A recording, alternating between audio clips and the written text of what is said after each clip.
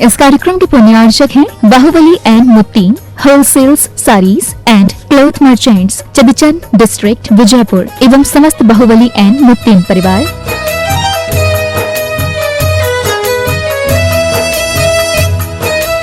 राजगुरु ज्योतिष पवन जी शास्त्री, एक ही बार में समस्याओं का समाधान, 100% गारंटी से काम। फैमिली प्रॉब्लम, बिजनेस में नुकसान, शादी सगाई में रुकावट, फंसे हुए पैसे, डिवोर्स समस्या एवं अन्य समस्याओं के लिए संपर्क करें 8209931336 9737202129। ब्रांच अहमदाबाद एवं हैदराबाद।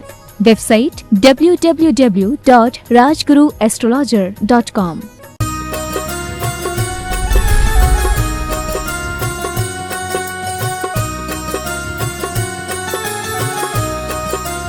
बोलिए देवादिदेव 1008 पार्श्वनाथ भगवान की जय जय जय। श्रवण संस्कृति को नायक प्रातः स्मरणीय आचार्य भगवंत विद्यासागर जी महामुनि राज की जय जय जय जय। बोलिए गुणायतन प्रणेता संघ का समाधान करता, भावना योग प्रवर्तक, तरुणाई के प्रखर वक्ता पूज्य मुनिवर श्री प्रमाण सागर जी महाराज की जय जय जय। मुनि संघ की जय जय जय।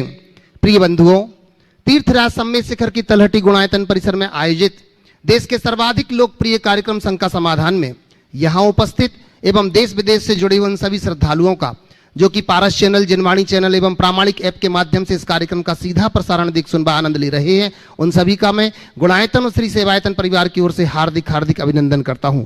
बंधुओं, यह कार्यक्रम प्रारंभ हो उसके पूर्व पूज्य गुरुदेव के चरणों में अपन चलते हैं नमोस्तु निवेदित करने के लिए। भो स्वामी नमोस्तु नमोस्तु नमोस्तु।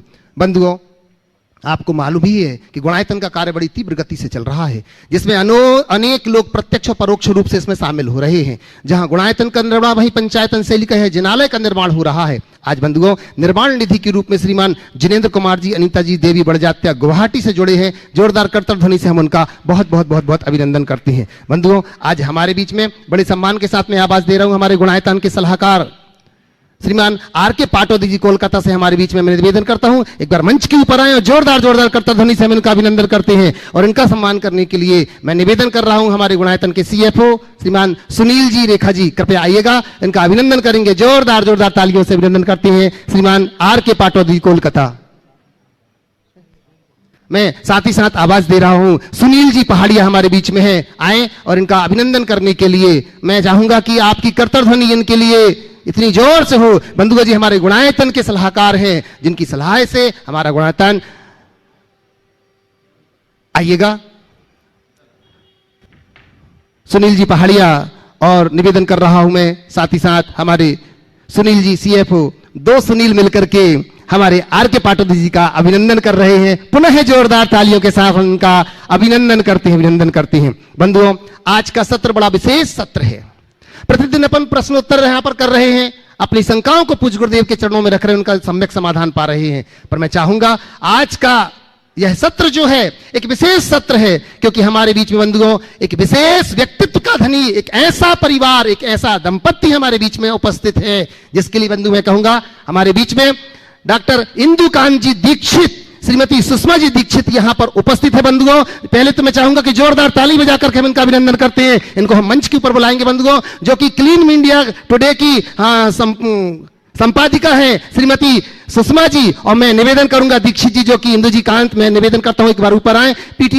PTI के क्षेत्रीय प्रभारी पत्रकारिता में आसाम यूनिवर्सिटी में से मास्टरेट की उपाधि से सम्मानित जिन्हें किया गया है बंधुओं, और लगातार 25 वर्षों से प्रेस ट्रस्ट ऑफ इंडिया में जो कार्यरत हैं, मैं निवेदन करता हूं एक बार मंच के ऊपर आए, बड़े सम्मान के साथ पूरे परिवार के साथ ऊपर आ जाएं। और बंधुओं, काशी विश्वविद्यालय से पत्रकारिता में जिन्होंने गोल्ड मेडलिस्ट हैं, साथ ही भारत के प्रधानमंत्री माननीय देवेगौड़ा जी एवं अटल बिहारी जी का जिन्होंने इंटरव्यू लिया है, मैं निवेदन कर रहा हूं आइएगा। वहीं जम्मू कश्मीर में बंधुओं मीडिया के माध्यम से शासन एवं सुरक्षा बल में जिन्होंने अपना बहुमूल्य सुझाव समय समय पर दिया है, साथ ही जम्मू कश्मीर की नीतियों में कैसे बदलाव किया जाए, इस हेतु इन्होंने विशेष सुझाव सरकार को दिए हैं। और भारतीय दर्शन के लिए इनको राष्ट्रीय पुरस्कार माननीय प्रणब मुखर्जी से प्राप्त हुआ है। जोरदार ताली बजाकर हम इनका अभिनंदन करते हैं। बंधुओं, ये सब क्यों हुआ?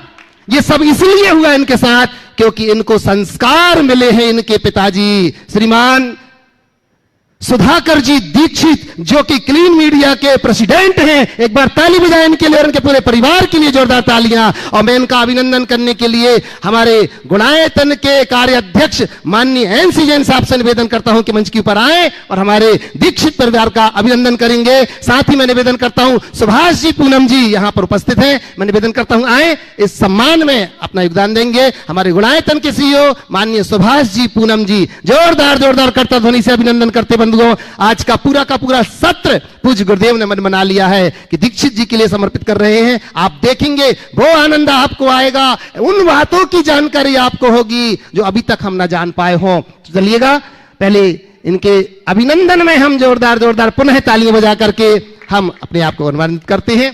आइएगा, और अब मैं निवेदन कर रहा हूं माननीय दीक्षित जी से कि पूज्य गुरुदेव का आशीर्वाद लेकर के पहुंच रहे हैं अपने स्थान पर। और आज की वार्ता आप देखेंगे, प्रतिदिन अपन अपनी शंकाओं का समाधान गुरुदेव से पा रहे थे।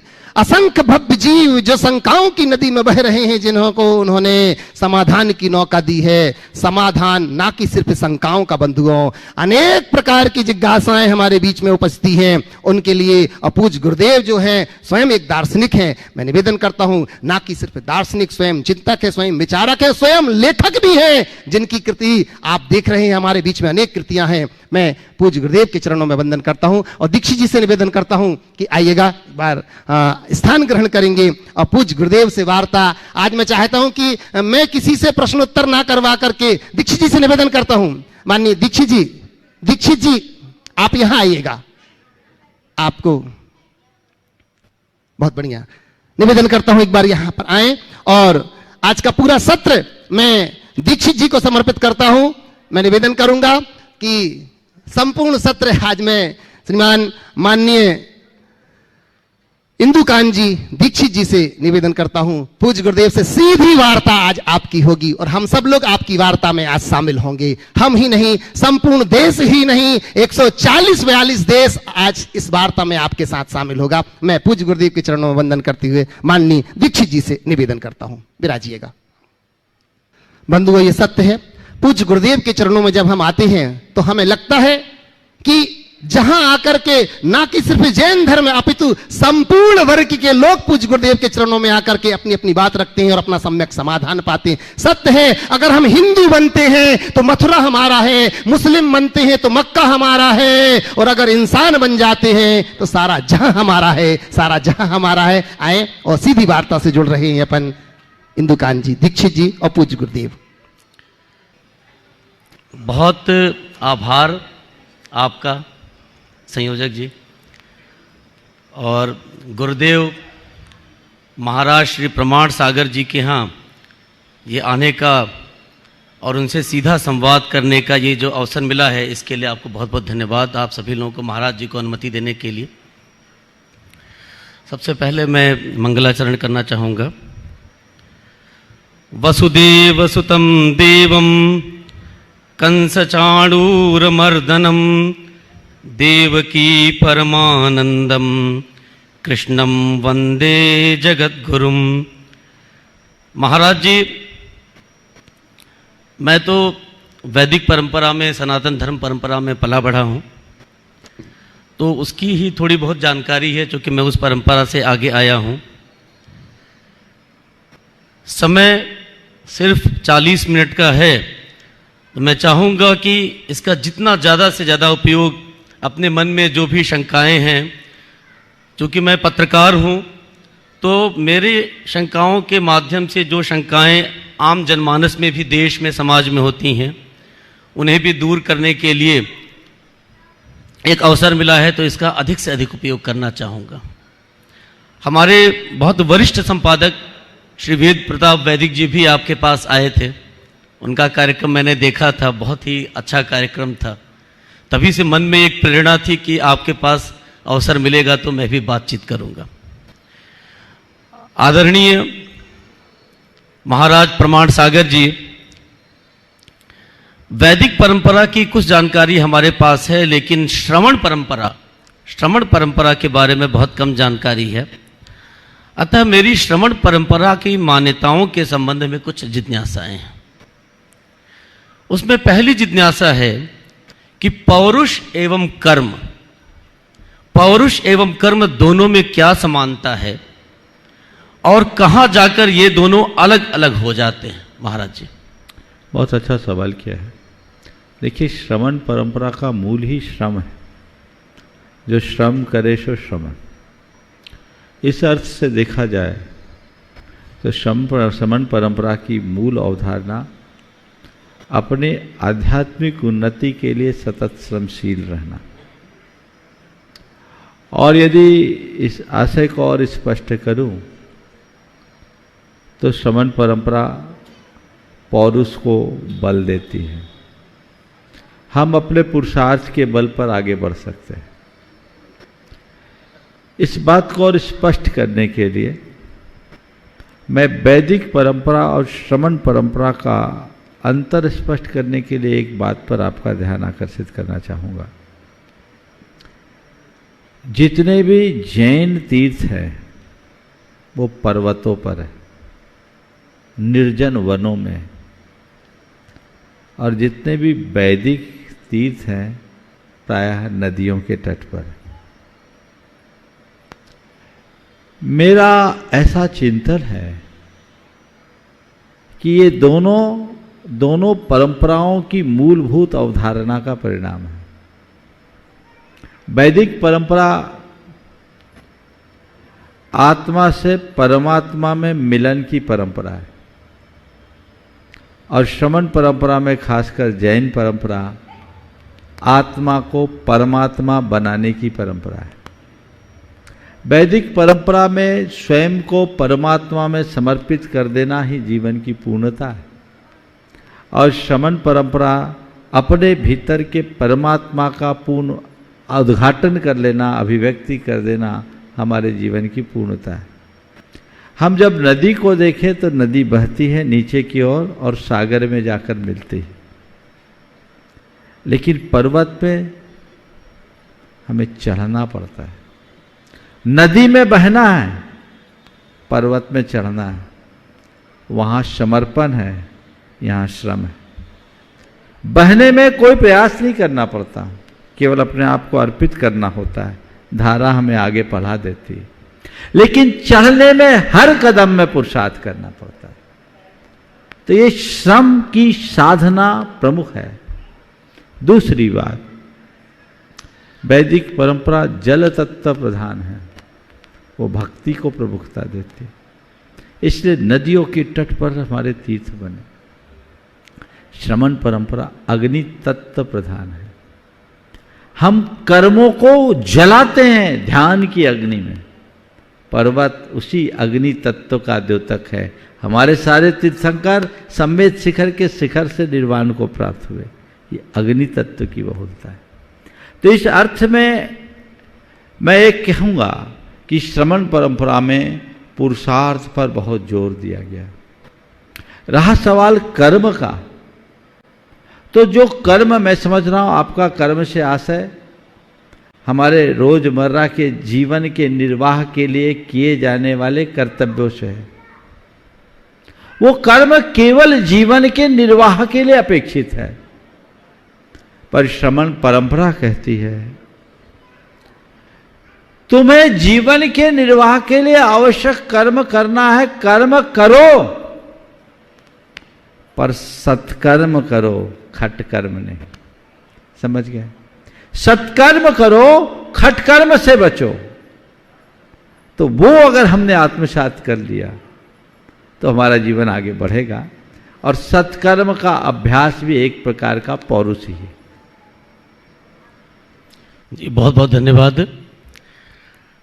ये दोनों कहाँ जाके अलग हो जाते हैं? एक दूसरा हिस्सा था प्रश्न का।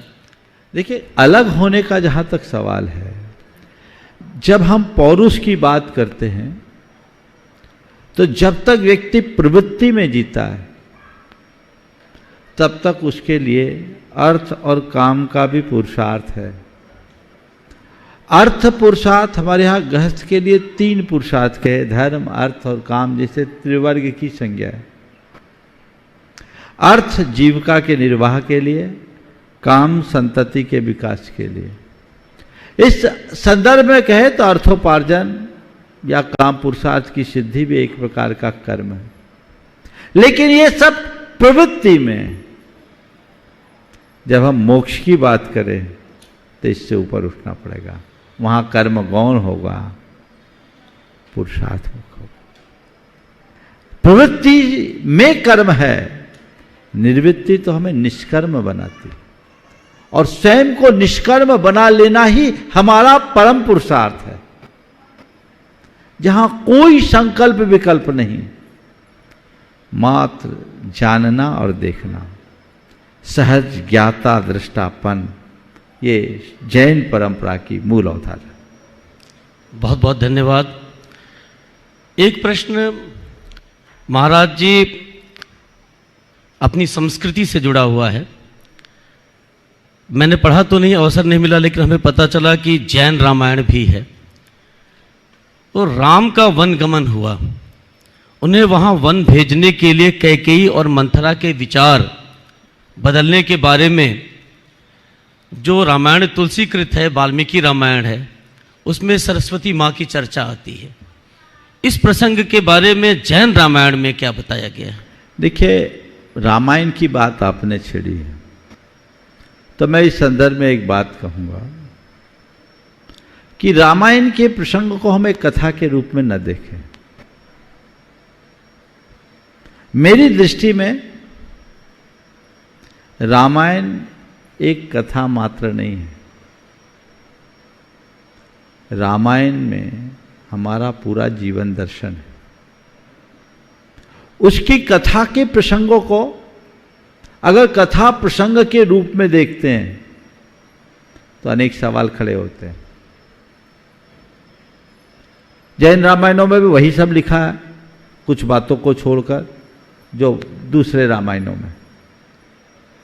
पर मैं आपसे कहना चाहूंगा कि उसे कथा प्रसंग के रूप में न देखा जाए। उसमें अंतर्निहित जो प्रतीकात्मक अर्थ है उसे समझने की कोशिश करें। रामायण के संपूर्ण कथा प्रसंग में बहुत सारे गूढ़ार्थ छिपे हुए, जो ऐसा लगता है कि ये रामायण हमारे अंदर की रामायण है और राम हमसे पृथक कोई नहीं, हम ही राम हैं। और योगियों ने तो ये कहा, रमन्ते योगिना अस्मिन् स राम, जिसमें योगीगण रम जाए वो राम है। राम हमारे भीतर का आत्मा है, हमारे भीतर की परमात्मा है। तो मैंने रामायण पर अपना चिंतन लोगों के बीच प्रस्तुत किया है, और वो अलग अलग संदर्भ में। हमारे यहाँ कैकेयी और मंथरा की जो बात कही गई, जब हम कैकेयी और मंथरा का चरित्र देखते हैं तो कई लोग बड़े कोसते हैं, क्योंकि उनकी भूमिका लोक व्यवहार सम्मत नहीं है। जैन धर्म में कैकेयी के लिए कैकया नाम दिया है। कैकया, कैकया यानी कै काया,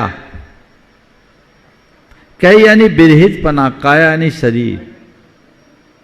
मेरी दृष्टि में ये रामायण के जितने भी पात्र हैं ना, वो एक व्यक्ति नहीं, एक वृत्ति है। रामचंद्र जी को राम बनाने के लिए कैकेयी और मंथरा की ये भूमिका बहुत जरूरी थी। अगर आत्मा राम अयोध्या का राजा बनेगा तो केवल संसार में सिमट के रह जाएगा। इसे इस अयोध्या के राज्य को त्याग कर वनवास को अंगीकार करना चाहिए, यानी त्याग तप संयम का आराधन करना चाहिए, ताकि अपने भीतर की चेतना का पूर्ण विकास कर जन जन का राजा बन सके। आध्यात्मिकता कहती इस काया की वृत्ति को छोड़ो, ये मोह माया को छोड़ो। इसलिए कैकेयी ने प्रेरणा दी कि राम यहां राज्य नहीं करेंगे, राम को राम भाव को पाना है, वो अयोध्या में नहीं मिलेगा। इसके लिए उनको वन में जाना होगा। और मंथरा है ना, तो मंथरा का जो रूप आपने देखा ठीक, पर मुझे लगता है मंथरा और कोई नहीं, हमारे मन को स्थिर करने वाली बुद्धि है। मंथिरा ही मंथरा बन गई, जिससे हमारे अंदर स्थिरता है, जो हमें हमारे वैराग्य में स्थिर करे। तो मैं तो मानता हूं कि कैकेयी या कैकेया का खूब खूब आभार मानो, और मंथरा के लिए भी हम बहुत बहुत साधुवाद दें कि उसने कैकेयी को उकसाया और कैकेयी अपने पर आई तो रामचंद्र जी का वनवास हुआ, राम वन गए, इसलिए राम राम बन गए। अगर वन नहीं जाते तो अयोध्या के राजा होते, जन जन के हृदय में स्थान नहीं पाते। बहुत बहुत धन्यवाद। इसमें प्रश्न में एक प्रति प्रश्न है महाराज जी, अगर अनुमति हो तो पूछूं। जरूर। प्रश्न का ही एक हिस्सा था कि हमारे यहाँ माना जाता है परंपरा में, वैदिक परंपरा में, कि मंथरा और कैकेयी के विचार बदलने के लिए भगवती सरस्वती ही उनके जिह्वा पे आ गई। इस बारे में कुछ जैन रामायण में भी चर्चा है क्या? देखिए, ये हम इसको प्रतीकात्मक रूप में ले सकते हैं। जैन रामायण में ऐसी सीधी कोई चर्चा नहीं है, पर अगर हम एक कहानी के पात्र के रूप में देखें तो उनके लिए बुद्धि उनकी बदली।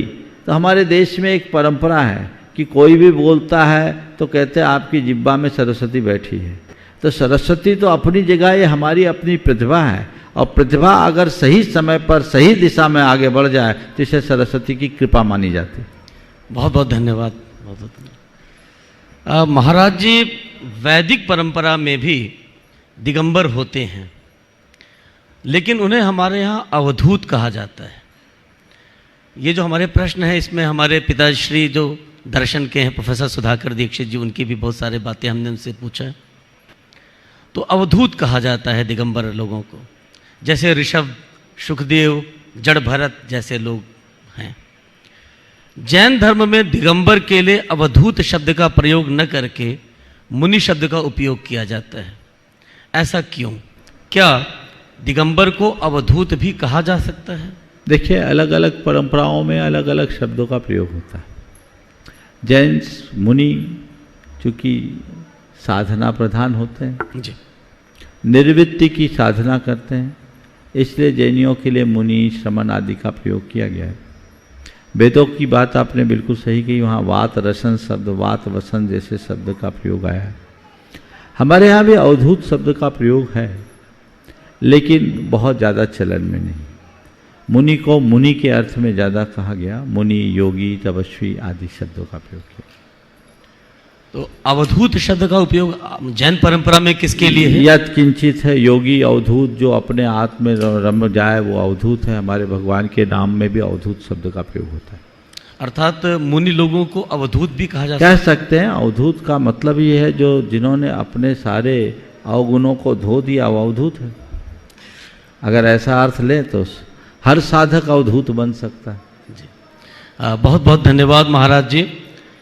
अगला प्रश्न मैं आपसे करना चाहता था, मन और आत्मा को जैन भी मानते हैं, दोनों को अलग अलग क्यों माना जाए?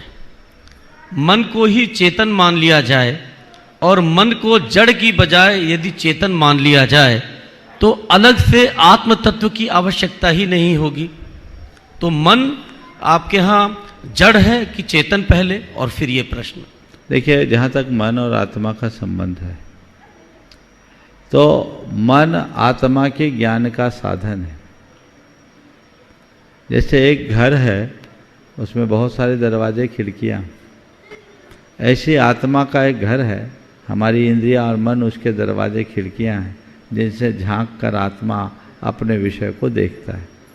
मन एक साधन है। मन मूल रूप से हमारे संपूर्ण क्रियाओं का आधार है, और वो हम जैन धर्म में मन को चेतन भी कहा है और मन को जड़ भी कहा है।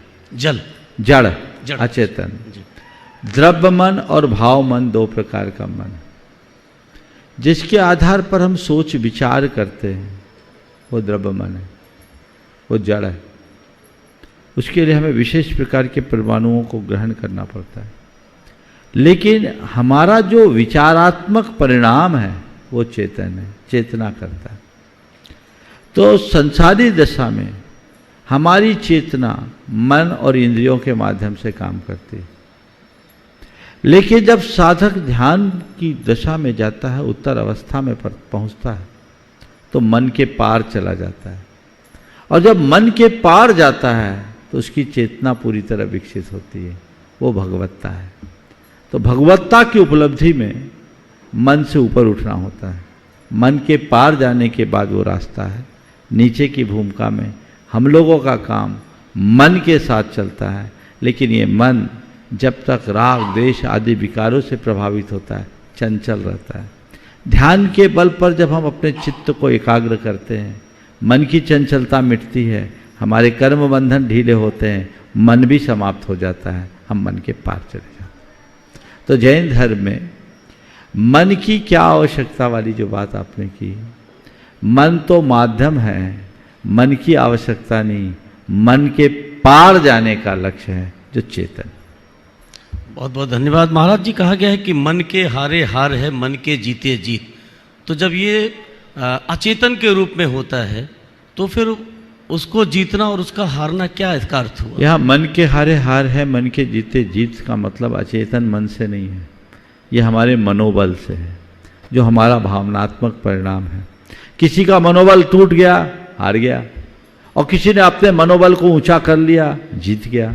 तो वो संदर्भ उसको उस अर्थ में लेना चाहिए कि मन के हारे हार है, मन के जीते जीत। हमें किसी अपने अंदर के द्रव्य मन से नहीं लड़ना, अपने भावनात्मक मन को सही दिशा देना। बहुत बहुत धन्यवाद। और जिस तरह से आपने स्पष्ट किया मन की स्थिति जैन धर्म और जैन दर्शन के अनुसार, बहुत अच्छा लगा।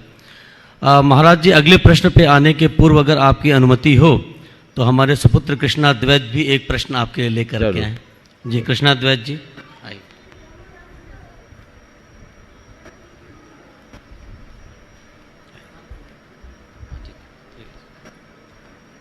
महाराज जी प्रणाम। मैं कृष्णाद्वैत दीक्षित आपसे यह प्रश्न करना चाहता हूँ कि मनुष्य अपनी गलतियों को स्वीकार क्यों नहीं करना चाहता है? बहुत अच्छी बात कही। मनुष्य अपनी गलतियों को स्वीकार क्यों नहीं करना चाहता है? ऐसा केवल इसलिए क्योंकि मनुष्य अपनी असलियत को कभी प्रकट करना नहीं चाहता, वो अपनी असलियत को छुपाना चाहता है। वो जो है उस रूप अपने आप को प्रस्तुत नहीं करता, वो अपने आप को उस रूप में प्रस्तुत करता है जो वो है नहीं। और हमने अपनी एक छवि, काल्पनिक छवि बना रखी है, उसको हमने दूसरों के बीच में ऐसा बना दिया जैसे बहुत सुंदर छवि, और जब उसमें हम अपनी गलतियां देखते हैं तो लगता है कि वो छवि खंडित हो रही। तो हमारी जो काल्पनिक छवि है वो जैसा हमने सोचा वैसे नहीं है, तो हमारे लिए देखने का अभ्यास नहीं है। तो इसी प्रेरणा से व्यक्ति अपनी गलतियों को स्वीकार करने की कोशिश नहीं करता। जिस व्यक्ति के अंदर अपने अंतर मन की वास्तविकता का बोध हो, वो न केवल गलतियों को स्वीकार करेगा अपितु उसका सुधार भी करेगा। बहुत बहुत धन्यवाद। कुछ और प्रतिप्रश्न?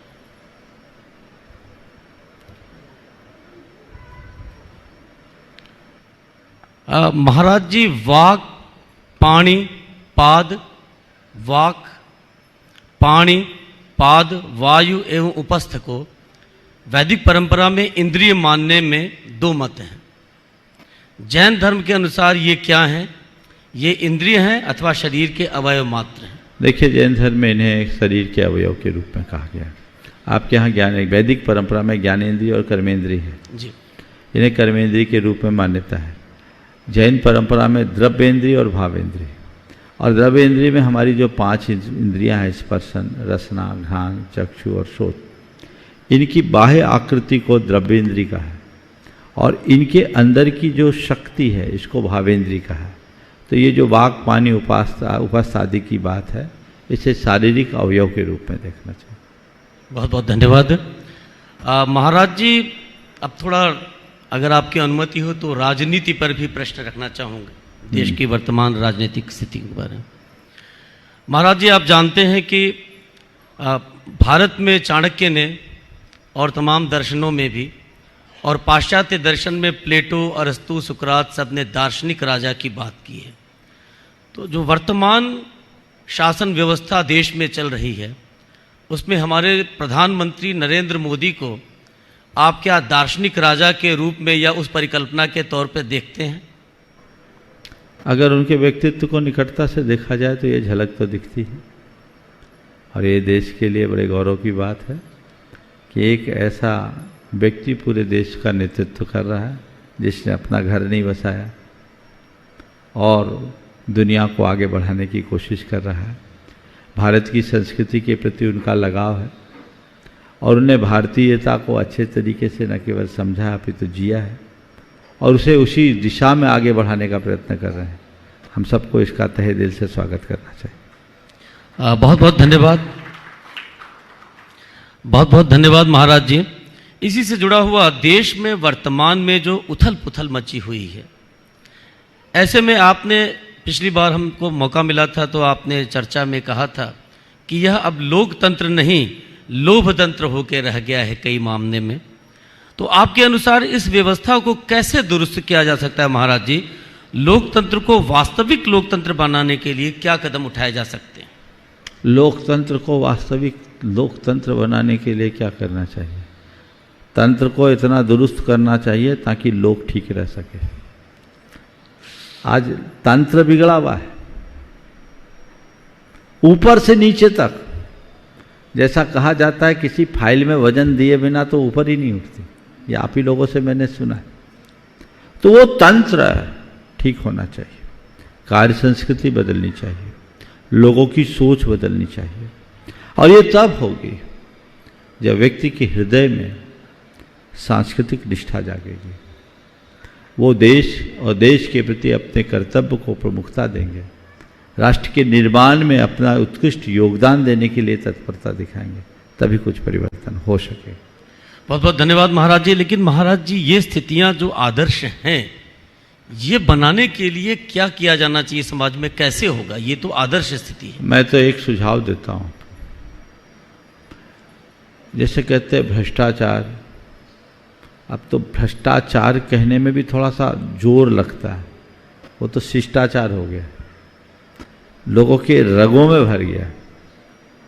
फिर भी मैं आशान्वित हूँ इसे दूर किया जा सकता है और उसका एक रास्ता मैं बताता हूँ। अगर आज से देश भर के लोग ये तय कर ले कि जितने बच्चे आज पैदा हुए हैं उन सबको आज से अच्छा संस्कार देना शुरू करें और तय कर ले कि आज के बाद से जितने भी बच्चे पैदा हों उनको अच्छे संस्कार दिए जाए, तो 22 वर्ष बाद भारत से भ्रष्टाचार दूर हो जाएगा। बहुत अच्छा। आज से शुरू करें, पूरा रंग बदलेगा। समझ गए? जब कभी हमारे शरीर में विकृति होती है ना, डीएनए खराब हो जाता है, बोन मैरो कराना पड़ता है, तो क्या करते हैं? पूरे शरीर की व्यवस्था को बदलना पड़ता है। तो हमें भी ऐसा कुछ रास्ता अपनाना पड़ेगा। जो लोग उसमें रच पच गए हैं शायद उन्हें बदलना सहज नहीं है, लेकिन जो अभी उससे बच्चे में अगर उनके प्रति जागरूक हो जाए तो व्यवस्था में बहुत बड़ा बदलाव घटित हो सकता है। जी बहुत बहुत धन्यवाद। अगला प्रश्न लेने के पहले यदि आपकी अनुमति हो तो हमारी धर्मपत्नी डॉक्टर सुषमा दीक्षित भी कुछ प्रश्न पूछना चाहती हैं। जी प्रणाम महाराज जी। इसी से मेरा प्रश्न इसी से जुड़ा हुआ है। भारत में इतनी विकृतियां हैं, समाज इतना बटा हुआ है और सबसे ज़्यादा बटा तो जाति के नाम पे है। तो क्या बेहतर समाज की कल्पना हम कर सकते हैं यदि जाति परंपरा को हम मिटा दें? देखिए, जाति परंपरा को मिटाना मेरे दृष्टि में ठीक नहीं, क्योंकि जातियों से हमारी पहचान है, उससे हमारा इतिहास है। जाति कभी नहीं मिटाना चाहिए, जाति बुरी नहीं है, उससे हमारी पहचान है। जातीयता को मिटाइए। मैं बात को पुनः दोहरा रहा हूं, जाति को मत मिटाइए। जातियां मिट जाएगी, हमारी पहचान खो जाएगी। आप सबसे सब हो, एक हो जाए तो हमारे देश की जो मूलभूत आत्मा है, पहचान, वो खो देंगे। विविधता को हम जानेंगे कैसे? आज भी विभिन्न क्षेत्र के लोगों को अलग अलग जातियों के रूप में हम पहचानते हैं, तो जैसे उनकी कला गुणों की हमें सही पहचान होती है। हर जाति का अपना महत्व है, किसी जाति को बड़ा नहीं, किसी जाति को छोटा मत मानो। जातियां सुरक्षित रहनी चाहिए, जातीयता को जड़ मूल से मिटा देना चाहिए। खतरा धर्म से नहीं, धर्मांधता से, संप्रदाय से नहीं, सांप्रदायिकता से है, जातियों से नहीं, जातीयता से है। इसलिए जातीयता को मिटाने का प्रयास है। बहुत बहुत धन्यवाद। बहुत अच्छा आपने कहा महाराज जी कि धर्म से नहीं धर्मांधता से है, और धर्म के लिए तो कहा है कि धर्मो रक्षति रक्षितः। मैं आपके शंका समाधान को अक्सर सुनता रहता हूँ महाराज जी। जो जैन साधु हैं, मैंने पिछली बार भी आपसे ये अपनी शंका रखी थी, आज सबके लिए मैं रखना चाहूँगा। वो अपने जीवन में इतना निष्प्रिय है, इतना विरक्त और इस तरह से अपने जीवन का निर्वाह करते हैं, तो देखने में आता है कि ज़्यादातर जैन साधु संत मुनि आचार्य लोग बहुत शुद्ध पवित्र आचरण के होते हैं, लेकिन अन्य धर्मों में अधिकतर साधु संतों और मठाधीशों में बहुत सारी विकृतियां आ रही हैं। तो मेरे मन में एक प्रश्न उठता है कि क्या कारण है कि ये विकृतियां अन्य धर्मावलंबियों में ज़्यादा हैं, अन्य संतों में, रादर देन जो जैन धर्मावलंबी हैं या यहाँ के साधु संत हैं। इसके लिए आप कैसे नियंत्रित करते हैं लोगों को? देखिए, इसकी मूल वजह है वो यह है कि जैन साधु आज भी अपने 28 मूल गुणों के नियम प्रवाह से बंधे हुए। हमारी एक संहिता है जिसका पालन करने की प्रतिबद्धता प्रत्येक जैन मुनि की होती। अगर हम अपने उन 28 मूल गुणों के नियम प्रवाह से बंधे नहीं होते तो हम में भी विकृतियां आ सकती थी। और दूसरा कारण, जैन मुनि के पास कुछ है ही नहीं, सारा झगड़ा तो परिग्रह के पीछे, और जैन मुनि अपरिग्रह की मूर्ति होते हैं। वो अपने पास तिलतुष मात्र नहीं रखते, उनके व्यक्तिगत स्वत्व और स्वामित्व का कुछ भी नहीं होता, न उनकी कोई ड्रेस है न एड्रेस है। तो फिर विकृति आएगी कैसे? वैराग्य की पुष्टि को करते हुए जो व्यक्ति अपने लक्ष्य की ओर बढ़ता है वही सच्चा साधक बन पाता है। बहुत बहुत धन्यवाद, बहुत अच्छे से आपने इसका स्पष्टीकरण दिया। महाराज जी, समय हो तो मैं और कुछ प्रश्न करूं? हाँ, चलने दीजिए। 5 मिनट। हिंदू वैदिक परंपरा में 33 कोटि देव हैं। बौद्ध धर्म में भी कुछ महान संत हुए, जैसे बुद्ध भगवान हुए। आपके यहाँ जैन धर्म में 24 तीर्थंकर हैं। तो ये जो संख्या है 24 तीर्थंकर का, जिसमें से हम लोग गए थे ऊपर, तो 20 तीर्थंकरों की समाधि भी यहाँ है। तो ये 24 की ही संख्या नियत है, इसके पीछे भी कोई विज्ञान या कोई धार्मिक निर्देश अनुदेश है क्या? देखिए, आपने 33 कोटि देव कहा और अलग अलग परंपराओं की मान्यता की। जैन धर्म कहता है हर आत्मा परमात्मा, अप्पा सो परमप्पा। ये जैन धर्म का विशेष उद्घोष है। और जैन धर्म में देवी देवताओं को मान्यता नहीं है। देवी देवता से ऊंचा स्थान मनुष्य का है। आपने जैन मंदिरों में जिनकी भी प्रतिमाएं देखी होगी, आपने ध्यान दिया होगा, सब मनुष्य स्वरूप में है, जिन्हें हम परमात्मा के रूप में पूजते हैं, क्योंकि नर ही नारायण बनता है। देवी देवता अगर हैं तो वंदना मुद्रा में इस बात का संदेश देते हुए कि देवी देवता भी भगवान के चरणों में आते हैं, मनुष्य के चरणों में आते हैं। और बड़े भाग मानुष तन पावा, सुर दुर्लभ सब ग्रंथ ही गावा जैसे वाक्यों में यह अर्थ भी ध्वनित होता है। तो मनुष्य का स्थान देवी देवताओं से ऊपर है। जहाँ तक मनुष्य के भीतर की दिव्यता के विकास की बात है, तो हर आत्मा परमात्मा है। हमारे परमात्मा अनंत हो चुके, तीर्थंकर केवल 24 हुए। तीर्थंकर और सामान्य परमात्मा में एक ज्यादा अंतर नहीं है, गुणों का कोई अंतर नहीं है। हमारे जो तीर्थंकर हैं, उन्होंने केवल तीर्थ की प्रवृत्ति की हम सबके उद्धार के लिए, बाकी ने अपना उद्धार किया और चल दिए। तो उस अर्थ में आप देखेंगे तो इस सम्मेद शिखर से अनंत आत्माओं ने मोक्ष प्राप्त किया। यहाँ का कण कण पूजनीय है, उनमें हमारे 20 तीर्थंकर भी हैं। तो तीर्थंकरों का एक एडिशनल काम होता है। वो क्या करते हैं धर्म तीर्थ की प्रवृत्ति करते हैं, जिससे हमारे लिए धर्म का उपदेश मिलता है और हम आगे बढ़ते हैं। जी जी, बहुत बहुत धन्यवाद। एक प्रश्न और ले लूँ।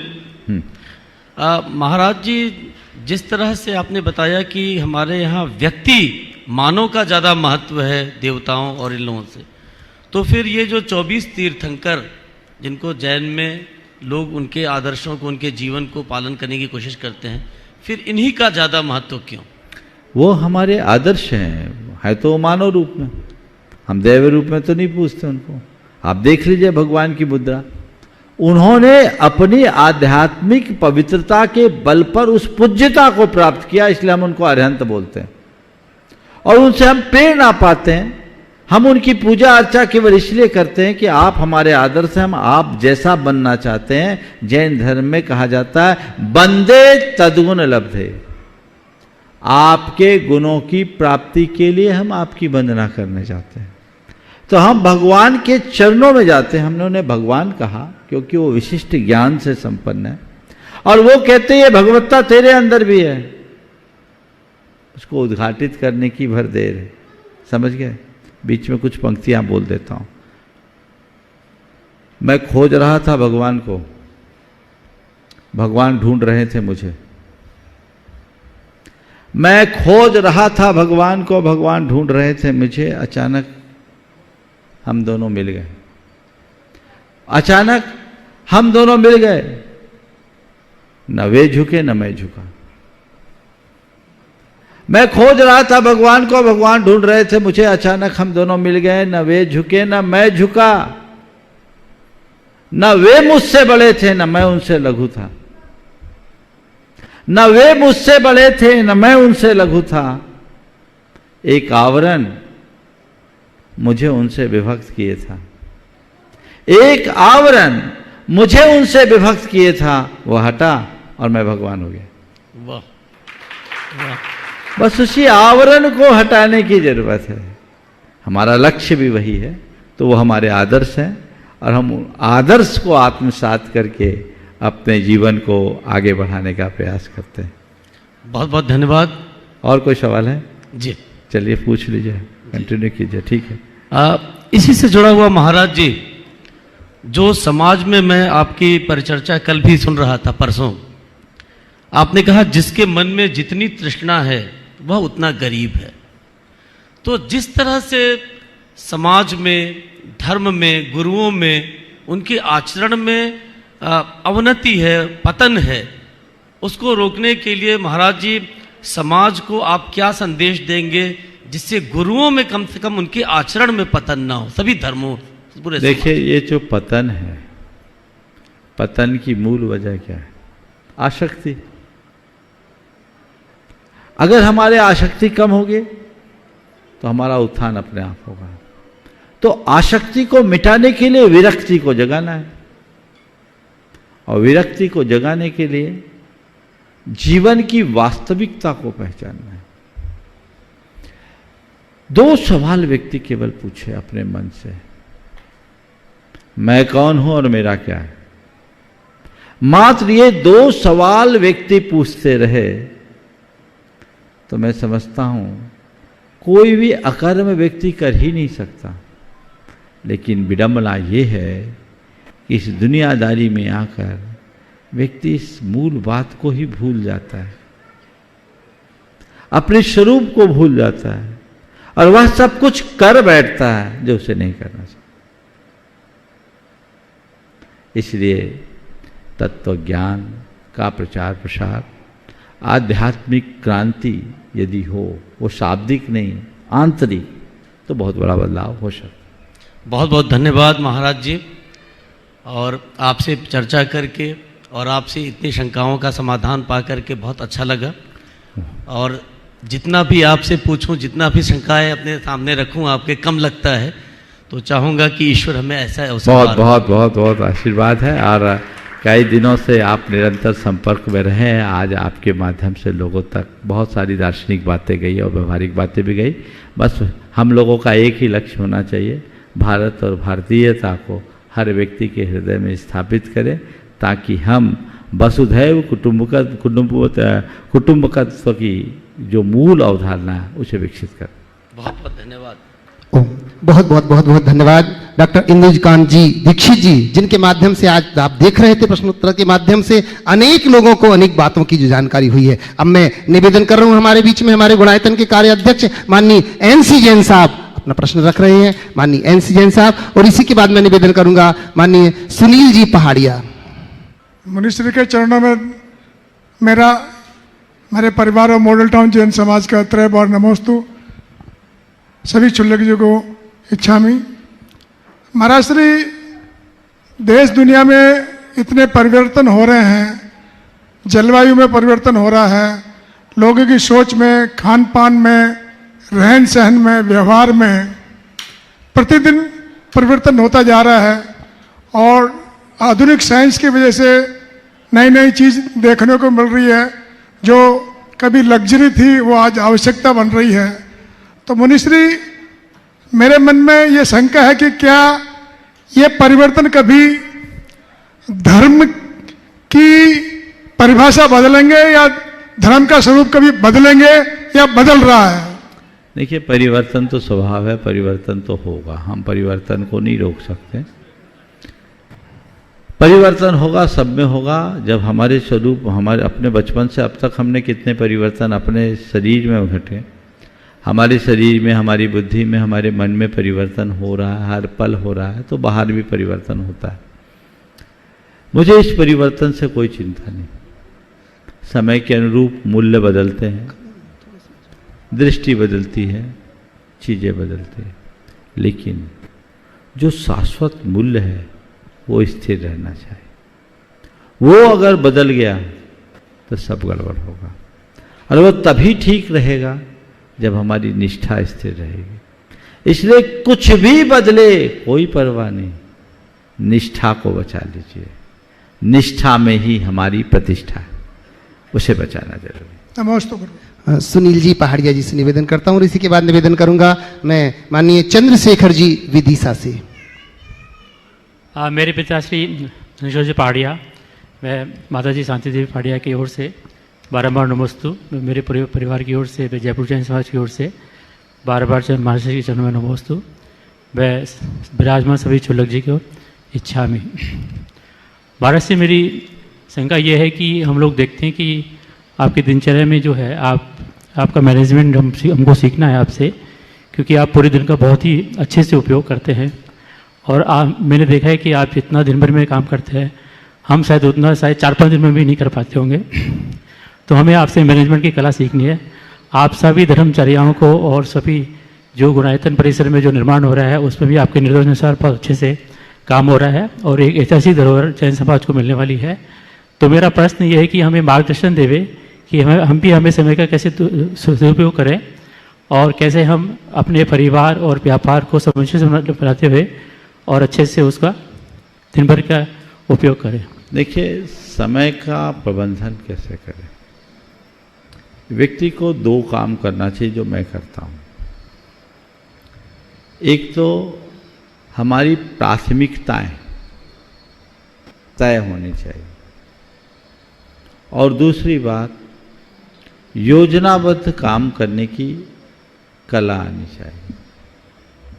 कई बार हम लोगों के साथ ऐसा होता है, प्राथमिकताओं के अभाव में गैर जरूरी कार्यों में हमारा बहुत सारा समय बर्बाद हो जाता है, फिर समय निकल जाता है। और कदाचित प्राथमिकताएं है भी पर उसकी कोई योजना नहीं है, तो अभी सब व्यवस्थाएं धरी रह जाती।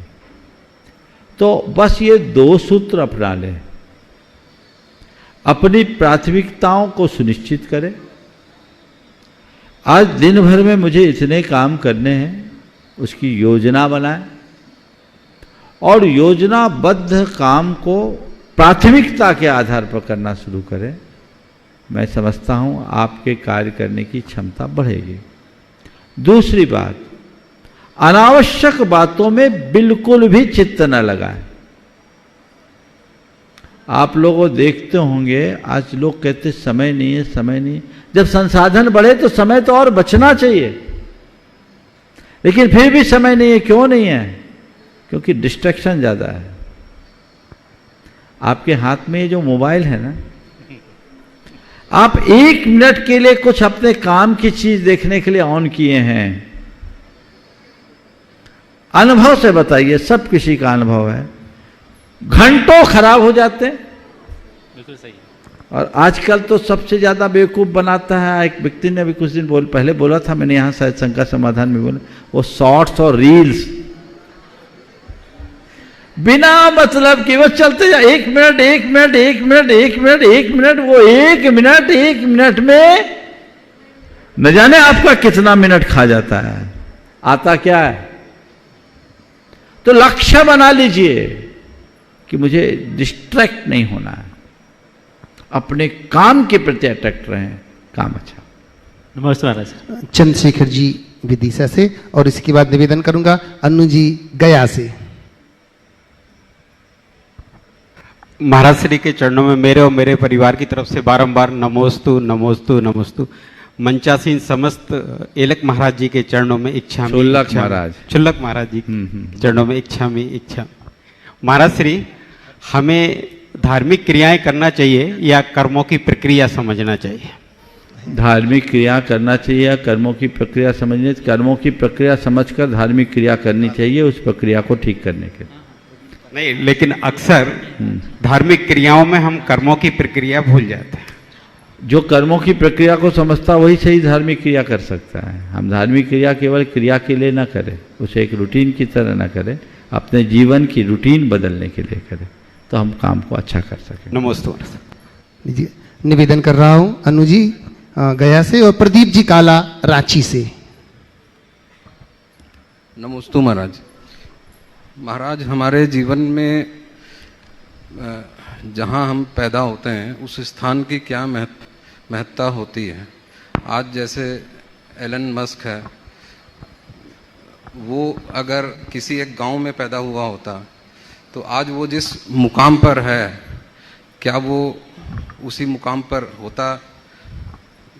मतलब उस स्थान का आपका आशय यह है कि किसी विशिष्ट जगह में जन्म लेने वाला ही कुछ विशिष्ट काम कर पाता है, ऐसा ही पूछ रहे हैं? श्री कृष्ण तो जेल में जन्मे थे, उनने जो कर्म किया क्या एलन मस्क कर पाएगा? समझ गए? सवाल जन्म का नहीं, सवाल जीवन का है।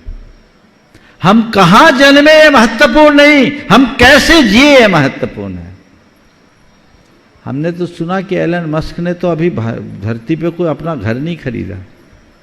ऐसी प्रतिज्ञा है कि मैं अपना घर खरीदूंगा तो मंगल ग्रह में ही खरीदूंगा। ऐसा सही है? सही सुना क्या कि गलत सुना? मुझे कल एक बच्चा बता रहा था, कहाँ गया वो? हाँ, बोला वो किराए के मकान में रह रहा है, जबकि दुनिया का नंबर 1 में है शायद ना। तो ये भी धुन है, हाँ, टॉप 3 में। तो ये चीजें नंबर 1 उल्टा पुल्टा होता, ऊपर नीचे होता रहता है, उलट पुलट होता रहता है। तो कहने का मतलब है अपने धुन का धुनी मनुष्य ही अपने जीवन में आगे बढ़ सकता है। प्रदीप जी रांची से, और फिर उसके बाद चंद्र प्रकाश जी कोटा से। नमस्तु गुरुदेव। नमस्तु गुरुदेव। दीक्षित जी के एक प्रश्न के जवाब में आपने कहा कि भारत के जो भी बच्चे अब जन्म लेंगे, यदि हम उन्हें संस्कारित कर दें अगले 22 वर्षों के लिए, तो जितनी भी विकृति समाज के अंदर में है और हमारी संस्कृति के अंदर में है, वो सारी की सारी दूर हो जाएगी। ये बात मेरे दिल को छू गई। लेकिन उनको अच्छे संस्कार, जो जन्मेंगे अभी बच्चे, उनको अच्छे संस्कार देने की जिम्मेवारी यदि हमारे पास आती है, तो जो चीज़ हमारे पास है ही नहीं तो हम देंगे कैसे? और जो हमारे जिनालय हैं वो यदि हमें संस्कार दे सकते हैं, तो शायद जिनालय के साथ में जो सद्गुरु होते हैं उनकी कमी हमको महसूस होती है। और जहाँ विद्यालय हमें संस्कारित कर सकते हैं, तो जो विद्यालय हैं वो इतने कॉमर्शियलाइज हो गए हैं, इतने व्यवसायिक हो गए हैं कि वो संस्कार नहीं देते हैं, वो सिर्फ जीवन यापन करने का, धन उपार्जन करने का एक माध्यम और एक ज्ञान हमें प्रदान करते हैं। तो जिनालय के साथ साथ विद्यालय और इसके माध्यम से संस्कार का परिवर्तन ये कैसे संभव हो सकता है? देखिए, मैं आपसे कहूँगा ये सब संभव हो सकता है हमारे अपने संकल्प से। अगर हम आने वाली पीढ़ियों को संस्कारित करने के लिए संकल्पित होते हैं तो रास्ता अपने आप निकलेगा। हम संकल्पित हो जाएं, ठान लें, तो जो हमारे पास संसाधन है उसी के अंतर्गत सब काम हो सकता है।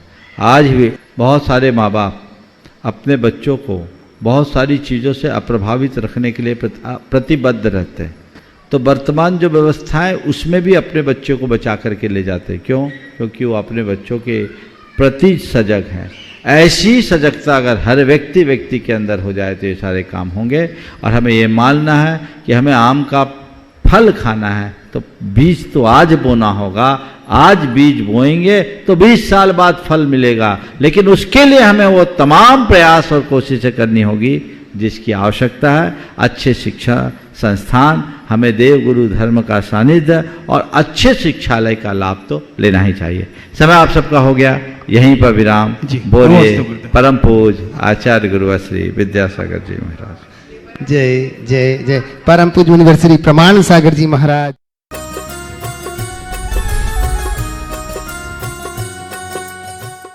इस कार्यक्रम के पुण्यार्चक थे Bahubali and Muttin wholesales saris and cloth merchants, चदचन डिस्ट्रिक्ट, विजयपुर एवं समस्त बाहुबली एंड मुत्तीन परिवार।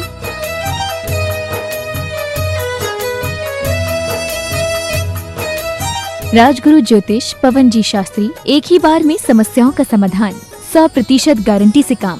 फैमिली प्रॉब्लम, बिजनेस में नुकसान, शादी सगाई में रुकावट, फंसे हुए पैसे, डिवोर्स समस्या एवं अन्य समस्याओं के लिए संपर्क करें 8209931336 9737202129। ब्रांच अहमदाबाद एवं हैदराबाद। Website www.rajguruastrologer.com।